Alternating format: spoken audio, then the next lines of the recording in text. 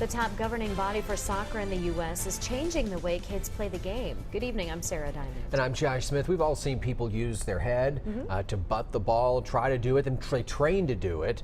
But now U.S. Soccer is saying kids 10 and under should not do it, and those 11 to 13 should only do it during practice. Sydney Cameron's in your corner tonight with more on why this move is happening and how it will affect youth teams in our area. These new guidelines are aimed at addressing head injuries in the sport, but it's also resolving a class action lawsuit filed against U.S. Soccer. They're mandatory for teams under U.S. Soccer control. For everyone else, it's a recommendation, one that some leagues might not follow.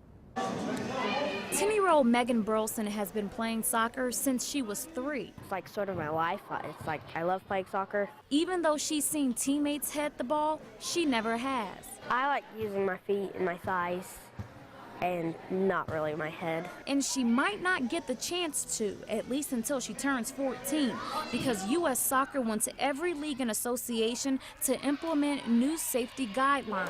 No heading the ball for kids 10 and under, and limiting heading in practice for players 11 to 13. The first thoughts were that they were insane. Michael Balliff is the owner of Johnson City Indoor Soccer, where about 1,200 kids play every winter.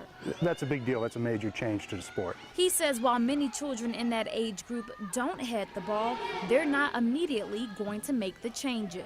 We're going to follow it. We're going to see what other leagues do. While a study shows more than 8,000 soccer players 14 and younger received sports-related head injuries in 2009, Balliff says heading is not the main cause. It's head-to-head injuries, and if you keep the more aggressive players a little subdued, you don't run into those problems.